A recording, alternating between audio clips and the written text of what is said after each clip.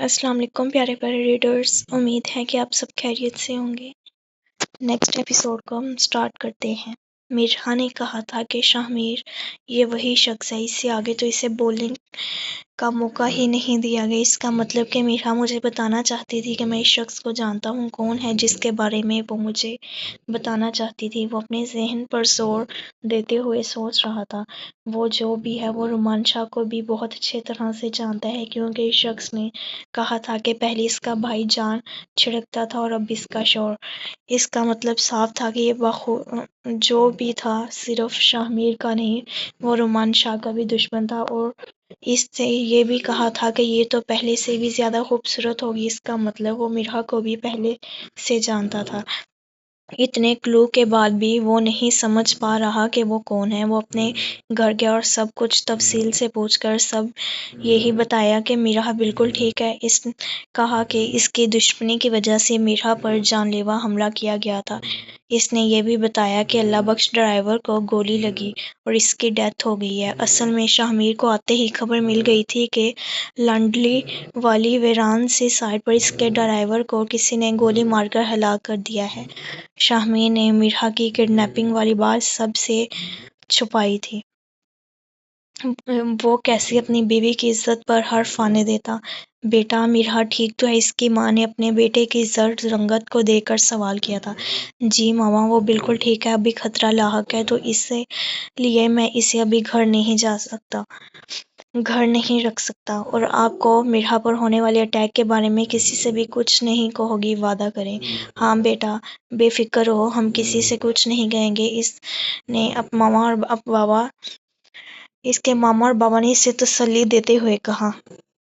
मामा, मेरा ट्रांसफ़र इस्लामाबाद में हो गया है और कुछ दिन मैं मिर्हा को लेकर अंडरग्राउंड ग्राउंड रहूँगा। आप लोग परेशान मत होना।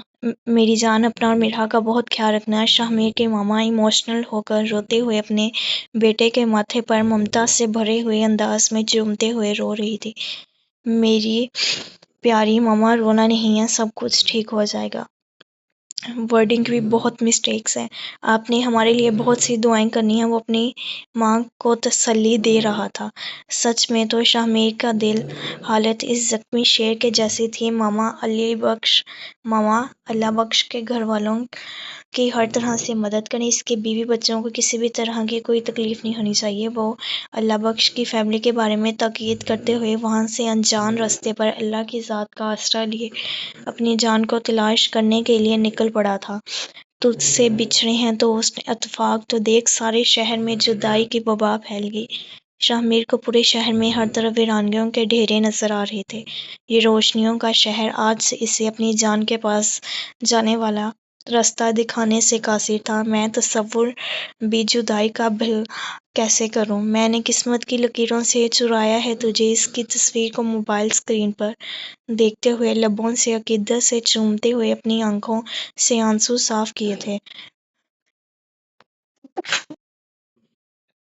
वो अपने वीरान दिल को लिए अपनी जान, अपनी जिंदगी को पागलों की तरह तलाश कर रहा था। वो पल पल मर रहा था इसे तलाश करते हुए। वो कहाँ थी इसे कुछ खबर ना थी, मगर वो जहाँ भी थी जिंदा थी, क्योंकि इसका दिल धड़क कर इस बात की गवाही दे रहा था कि वो भी सांस ले रही है। अनजान रास्तों पर अकेला इसे तलाश करने लगा था। वो सिवाय रुमान शाह के किसी को बताने की हिम्मत नहीं रखता था। एक वही शख्स था जिसके लिए मिर्हा के आबरू इतने ही अजीज थे जितने कि इसे अपने लिए थी। मगर रुमान शाह इस वक्त आउट ऑफ कंट्री था। इसके बिजनेस में कोई बहुत बड़ी प्रॉब्लम थी जिसके लिए वो तुर्की गया था। इसे जाने से पहले बताया था कि इसे पता नहीं कितने दिन इसे वहां पर लग सकते हैं। और अब तो शदीद सर्दी और धुंध की शिद्दत से फ्लाइट अगले 4-5 दिनों के लिए बंद थी। इसने आज सुबह ही तो न्यूज़ में देखा था। अब ऐसे में वो रुमान शाह को मिर्हा के बारे में बताकर परेशान नहीं करना चाहता था। इसे पता चलता तो फौरन वापस आने की कोशिश करता, मगर फ्लाइट्स की पाबंदी की वजह से वो वहीं पर तड़पता रहता।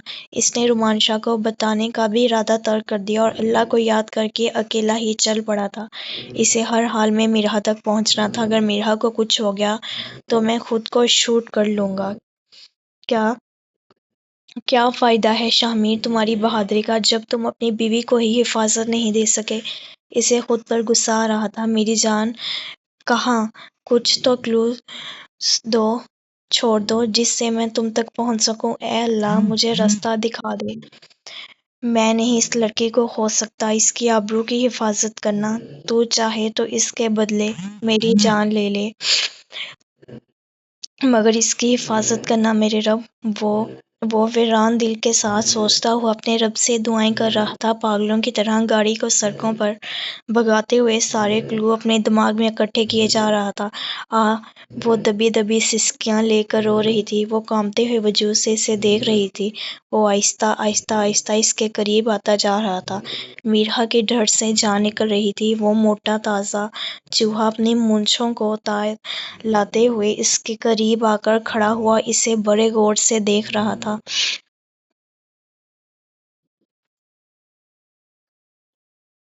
میرا ڈر کر پیچھے کی طرف کھسکنے لگی تھی۔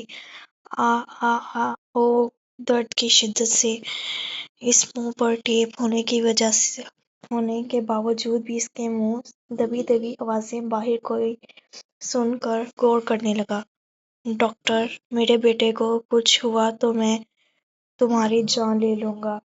سالار سائیکل پاگلوں کی طرح ڈاکٹر کے سامنے چیختے ہوئے اپنے اکلوتے بیٹے کی زندگی بچانے کے لیے لڑ رہا تھا۔ سب لوگ اس شخص کی بے بسی دیکھ رہے تھے۔ سالار سائیکل کی جان بستی تھی اپنے بچوں میں۔ وہ دنیا کا سب سے گندا انسان تھا، مگر اپنی اولاد کو بہت زیادہ پیار کرتا تھا۔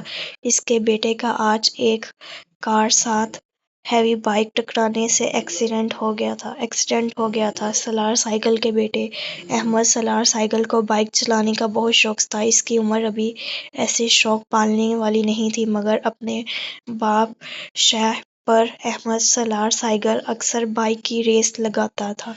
آج بھی وہ یہی کر رہا تھا کہ سامنے آنے والی کار کی زرد میں آ کر وہ بہت بری طرح سے زخمی ہو کر ہسپتال میں پہنچ گیا تھا۔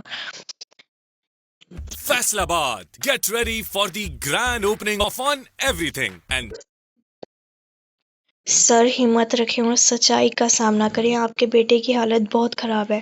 ہم آپ کو جھوٹا دلاسا نہیں دینا چاہتے۔ اگر آپ کے بیٹے کی زندگی بچ بھی گئی تو وہ نہ تو ساری زندگی چل سکے گا اور نہ ہی بول سکے گا۔ ڈاکٹر، بکواس بند کرو۔ اگر میرے کچھ ہوا تو میں تمہیں زندہ کاٹ دوں گا۔ جتنا پیسہ لگتا ہے لگاؤ، مگر میرے بیٹے کو پہلے جیسا کرو۔ وہ اپنے سینسز میں نہیں تھا۔ سالار صبر کریں اور اس رب کے سامنے پیش ہو کر اپنے گناہوں کی معافی مانگیں۔ شاید خدا آپ کو معاف کر دے اور ہمارے بیٹے کی جان بچ جائے۔ اس بیوی جو اس بالکل پاس ہی بیٹھی ہوئی تھی، ڈاکٹر کے جانے کے بعد وہ اس کی پیٹھ تھپاتے ہوئے بولی تھی۔ سالار نے ایک اٹھ کر روتی ہوئی سرخ آنکھ سے اپنی بیوی کی جانب دیکھا تھا۔ آج پہلی بار اسے اپنی بیوی کی بات پر غصہ نہیں آیا تھا۔ اس کے اندر کے انسان نے اسے جھنجھوڑتے ہوئے کہا کہ اس کی بیوی صحیح بول رہی ہے۔ وہ وضو کر کے جائے نماز پر ہاتھ باندھے کھڑا اللہ سے توبہ کر رہا تھا۔ اسے خود یاد نہیں تھا کہ آخری بار اس نے نماز کب پڑھی تھی۔ جب سے ہوش سنبھالا تھا گناہ ہی گناہ کرتا رہا۔ وکالت پاس کی تو اسے پیشے کو صحیح طرح استعمال ہی نہیں کیا۔ پیسے کے نشے میں صحیح اور غلط کا فرق مٹا کر بس پیسے کے پیچھے لگا انسان سے جانور بن گیا۔ آج اپنے بیٹے کی زندگی مانگتے ہوئے وہ اپنے گناہوں پر بہت شرمندہ تھا۔ اللہ کب کسی گنہگار بندے کو سیدھے راستے پر گامزن کر دے کسی کو نہیں پتہ ہوتا۔ آج وہ اپنے ہر عمل کی اپنے رب سے معافی مانگ رہا تھا۔ آپریشن تھیٹر میں اس کے بیٹے کا آپریشن چل رہا تھا۔ ڈاکٹرز کی جانب کوئی اچھا رسپانس نہیں تھا۔ پاس بیٹھی ہوئی اس کی بیوی بھی جائے نماز پر رو رہی تھی۔ وہ جانتی تھی کہ آج اس کے شوہر کے گناہوں کی سزا ان کی اولاد کو مل رہی ہے۔ بیٹی جو اتنی نفرت کرتی تھی اپنے باپ سے کہ بہت کم عمر میں ہی اس نے اپنی جان لینے کی کوشش کی تھی۔ جب اس نے دیکھا تھا کہ اس کا باپ ہر دن ایک نئی عورت کو اپنے گھر میں لاتا ہے، اتنی ناسمجھ نہیں تھی کہ اسے سمجھ نہ آتا کہ وہ کس طرح کا شخص ہے۔ اس کی زندگی بچانے کے لیے اسے اپنے بھائی کے گھر چھوڑ دیا تھا۔ وہ اپنا گھر ہوتے ہوئے بھی نہیں آتی تھی، اور بیٹا جو زندگی اور موت کے بیچ میں جھول رہا تھا۔ یہ سب اس شخص کے گناہوں کی سزا سزا تھی جس کو اس بچے اور اس کی بیوی بھگت رہے تھے۔ وہ روتی ہوئی آنکھوں کو صاف کرتے ہوئے کالج سے باہر جا رہی تھی کہ سامنے سے آتے ہوئے کسی شخص سے وہ ٹکرائی تھی۔ وہ لڑکھڑاتے قدموں سے گرنے لگی تھی کہ مقابل نے اس کی کمر پر ہاتھ رکھتے ہوئے اسے گرنے سے بچا لیا۔ شفا، آپ ٹھیک ہو؟ نیو پروفیسر کی بھاری مردانہ آواز سے شفا نے اپنی آنکھوں کو صاف کرتے ہوئے خود کو سنبھالتے ہوئے پیچھے کیا تھا۔ شفا، آپ ٹھیک ہو؟ نیو پروفیسر کی بھاری مردانہ آواز سے شفا نے اپنی آنکھوں کو صاف کرتے ہوئے خود کو سنبھالتے ہوئے پیچھے کیا تھا۔ میں نے پوچھا، شفا کیا آپ ٹھیک ہو؟ اس کو مسلسل روتے ہوئے دیکھ پروفیسر نے اپنا سوال دہرایا تھا۔ سر، میرے بھائی کا ایکسیڈنٹ ہو گیا ہے، وہ ہسپتال میں ہے، وہ روتے ہوئے بول رہی تھی۔ او مائی گاڈ، پروفیسر نے بہت افسوس سے کہا۔ کس ہسپتال ہے آپ کا بھائی؟ سر سید ہاسپٹل میں۔ چلے، میرا گھر بھی اس طرف ہے، میں آپ کو چھوڑ دوں گا اور آپ کے بھائی سے بھی مل لوں گا۔ نہیں سر، میں چلی جاؤں گی، میری گاڑی آ گئی ہے۔ اوکے، آپ چلیں اپنی گاڑی میں بھی آپ کے پیچھے پیچھے آ رہا ہوں، آپ پریشان نہیں ہو۔ انشاءاللہ آپ کا بھائی ٹھیک ہو جائے گا، پروفیسر نے تسلی دیتے ہوئے کہا۔ جی سر، تھینک یو، وہ کہتی ہوئی کالج گیٹ سے باہر نکل آئی تھی۔ سامنے ہی اس باپ کی بڑی سی خوبصورت گاڑی اس کا انتظار کر رہی تھی۔ کوئی اور وقت ہوتا تو شاید وہ کبھی اس گاڑی میں سوار نہیں ہوتی، مگر اس وقت اسے اپنے اکلوتے بھائی کے پاس جانا تھا جو زندگی اور موت کے بیچ جھول رہا تھا۔ اسے نفرت تھی اپنے باپ کی جائیداد سے، دولت شہرت سے۔ وہ اپنے ماموں کے پاس ہی رہتی تھی۔ کچھ دن پہلے جب اس کے ماموں کے بیٹے کی شادی تھی، اس کی ملاقات ہوئی تھی اپنے بھائی سے۔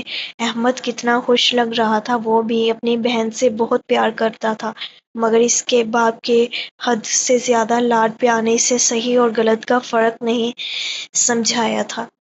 شفا سالار سائگل کی بیٹی تھی۔ آج اسی شخص کی وجہ سے اس کے بھائی زندگی اور موت کے بیچ لڑ رہا تھا۔ وہ کلاس میں تھی جب اسے فون آیا کہ اس کے بھائی کا ایکسیڈنٹ ہو گیا ہے، اس کی حالت بہت زیادہ سیریس ہے۔ شفا کی جان نکل گئی تھی یہ سن کر۔ ماہی بھی نہیں تھی جس کے ساتھ رو کر اپنا دل ہلکا کر لیتی۔ ماہی اس دن کے بعد ابھی تک کالج نہیں آئی تھی جب سے پروفیسر نے اسے ڈانٹ کر بھیجا تھا۔ ماہی خرم کی بہن ہوتی ہے اور شفا سالار سائگل کی بیٹی۔ وہ اپنے گھر گئی ہوئی تھی۔ شامی نے اب تک جتنے بھی ثبوت اکٹھے کیے تھے، اس سب کے حساب سے یہی ایریا لگ رہا تھا جہاں پر برہا کو ہونا چاہیے۔ یہ لاڈری کورگی کی ایک ویرات سی سائٹ تھی جہاں پر تقریباً آبادی نہ ہونے کے برابر پاس سے ریلوے کی پٹری کچھ ہی دور پر تھی۔ شامیر سے جب اس آدمی نے فون پر بات کی تھی تو شامیر نے سنی تھی پیچھے سے آتی ہوئی ریلوے کی آواز، اور جب دوبارہ کال کی تو اس وقت دور کہیں سے کسی مسجد میں اعلان ہو رہا تھا۔ جنازے کا اعلان کرتے ہوئے قاری صاحب نے جس مسجد میں نماز جنازہ ادا کرنے کا بتایا تھا، شامیر نے جب پتہ لگایا تو وہ مسجد بھی یہیں پر پاس